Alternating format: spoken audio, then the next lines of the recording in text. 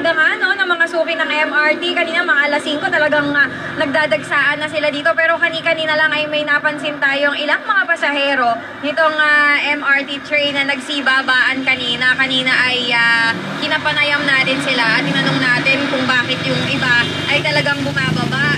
Na kasabay naman din ng pag-akyat pa rin ng iba kasi wala pa namang announcement no, kung canceled nga yung biyahe nitong tren. Ang sabi nung karamihan ng mga na-interview natin ng mga pasahero ay hindi daw gumagalaw yung pila kanina pa, na parang hindi sila, kumbaga unusual ito para sa kanila kasi mga 5 to 10 minutes na daw silang nasa taas kanina, hindi pa rin daw gumagalaw yung pila.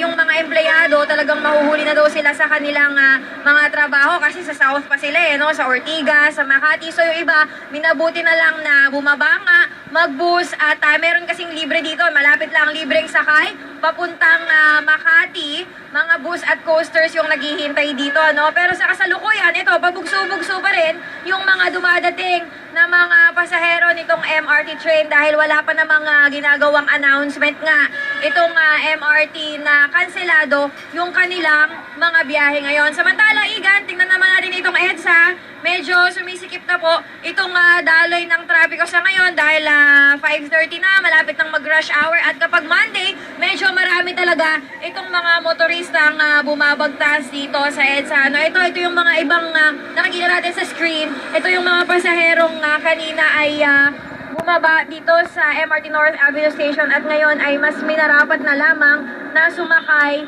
nitong mga bus. Mamaya, Igan, i-update natin yung ating mga kapuso kung ano ba talaga ang lagay nitong operasyon, nitong MRT, kung kanselado ba ang biyahe o normal pa rin ang operasyon.